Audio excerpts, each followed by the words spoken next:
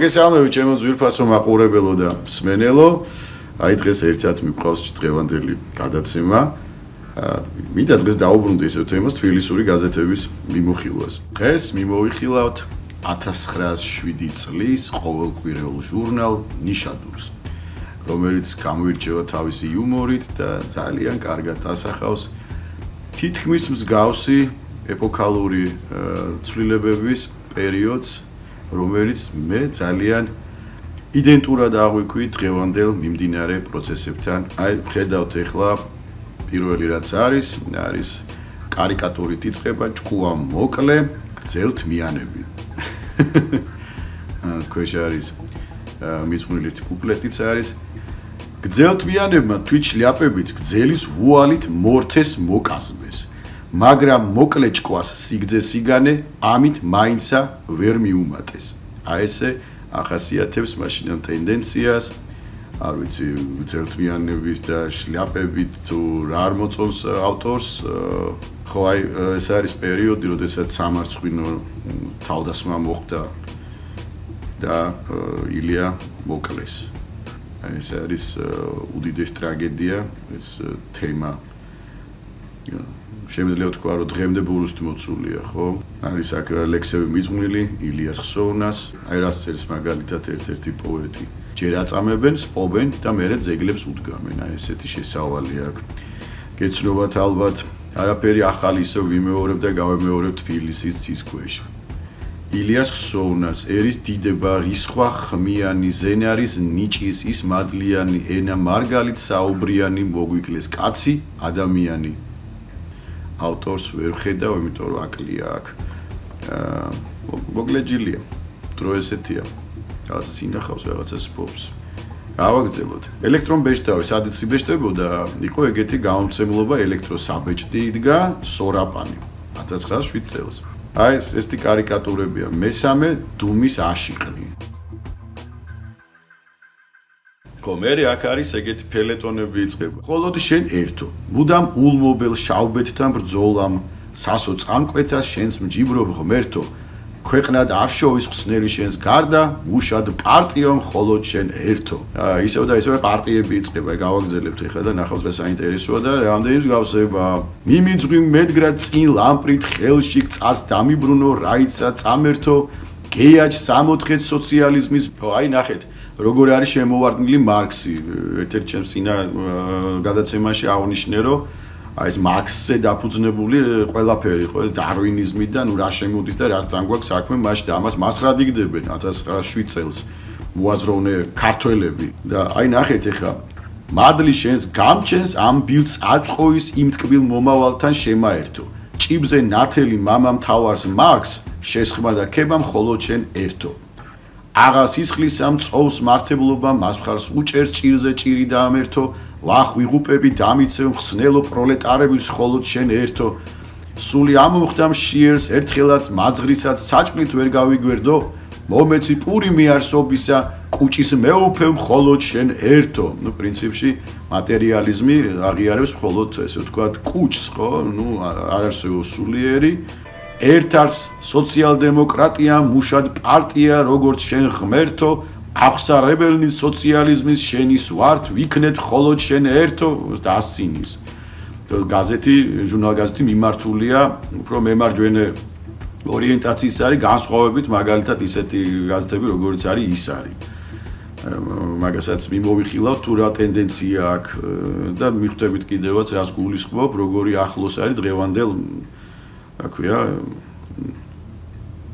ზომბ ყუთებთან ოდეს დავარქვათ ხო ხო ამ ლექსის ავტორი ყოფილა წკიპ არტი ალბათ წკიპ არტი ან წკიპ არტი გასოციალ დემოკრატებულ გლეხის აღსარება ეს დი კი ვარო ვარ კი არა მიბძანეს რომ იყავიო თორემ ისევ იგი დავჭი რაც რომ წინად ვიყავიო მე მამულე და მე ვახშე ხუცესი და პრისტავიო არაოდეს არ მიყვარდა არ მომკიდეს წრის თავიო პროლეტარის პრინციპები თვალთა ხედვის ის არისო გესმით ძალად თავზე მომახვიეს შენი რჯული ის არისო გამწიეს და გამომწიეს დამიბნიეს დავთარიო ნუღარ გინდა მამულ დედულ ყანა ბაღჩა სახკარიო ნუღარ აქ წამს ხატი ღმერთის სახარება საყდარიო ტირილ ქორწილ დანათლობა არის ყველა ზღაპარიო მარქსი არის რაც რომ არის ქვეყნა მტკიცე მაგარიო ყოველ დღეს მოდით ჩვენს კრებებზე დარია თუ ავდარიო თან წრის ფულიც მოიტანეთ არ გაბედოთ უარიო აი ეს წრის ფული არის იგივე ფონდები ხო დღეს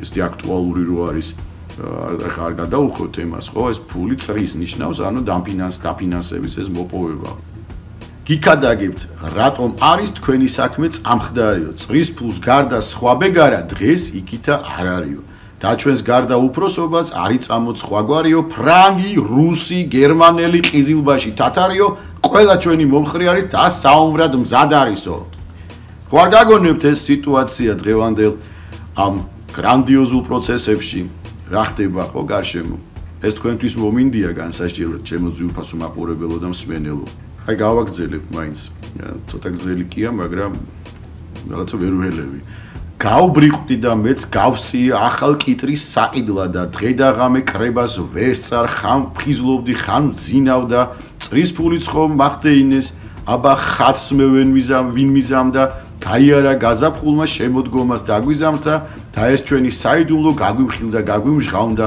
მიმონებენ ქადაგები აქა-იქ და სადა დაგვტოვეს შენ მარტოკანი პრინციპისა ანაბარად ესეც რაღაც საინტერესო პარალელია შეგიძლიათ გაავლოთ არეულად დამრჩა თავში პრინციპ შანსი გარანტია მარქს კაუცკი პლეხანოვი სიმპათია აპათია ბოიკოტი ლოკაუტი კლასთა ბრძოლა კლასთ პარტია სულ ყველას კი ვერ გავამხელ არ დამწამონ ღალატია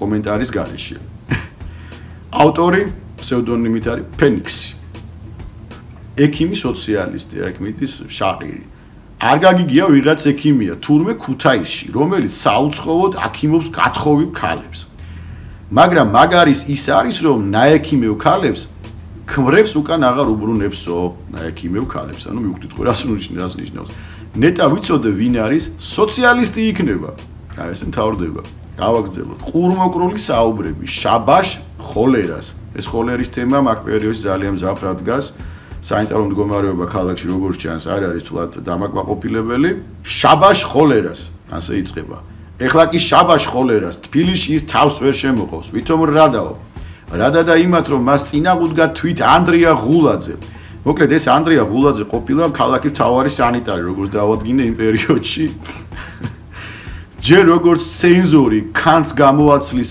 ხოლერას და მე როგორც სანიტარული კომისიის თავმჯდომარე სულ კუდი თქვას ასროლინებს როგორც ჩანს ცენზორიც ყოფილა სანიტარი და პლუს ცენზორი რაღაცა ახლოს არის რა ახალი პარტია აქედან საინტერესოა უძღვნი კბილის ექიმებს თქვენ ვიხართ ავტონომისტი არა მონარქისტი არა ანარქისტი არა შანტაჟისტი არა მარქსისტი არა მაშ ვიხართ დანტისტი ოჰო ეს სულებით ახალი პარტია ყოფილა არ ვიცოდი თქვენი პროგრამა როგორია კბილების ძრობა კითხვის ნიშანი წახილის ნიშანი კითხვის ნიშანი წახილის ნიშანი აი ეს მთავრდება დღეს სტომატოლოგებით კმაყოფილები არ იყვნენ ხო აი ხოლერა და პარტიები ნახეთ ერთად გაერთიანებულია თითქოს ხოლერა ეს მოდის ეს მარქსიზმი ეს პარტიები აი მოდით ეხლა აქ გავჩერდები იმიტომ რომ მოგეხსენებათ ჟურნალ-გაზეთი საკმაოდ ასე ვთქვათ მსხვილია ესე რომ ვთქვათ 16 გვერდია და შემდგომისთვის გავაგრძელოთ უკვე დრამატული ხელოვნება ექიმთან მოდევილი ერთ მოქმედებად ძალიან საინტერესო იქნება სტომატოლოგების კმაყოფილები არ არიან ექიმებსაც დიდი პატივი არ აქვთ რატომღაც ესე იგი არ ეთყობა მიზეზებიც ჰქონდათ და მომავალ შეხვედრამდე დროებით ჩემო ძვირფასებო და გამოიწერეთ არხი მადლობა წინასწარ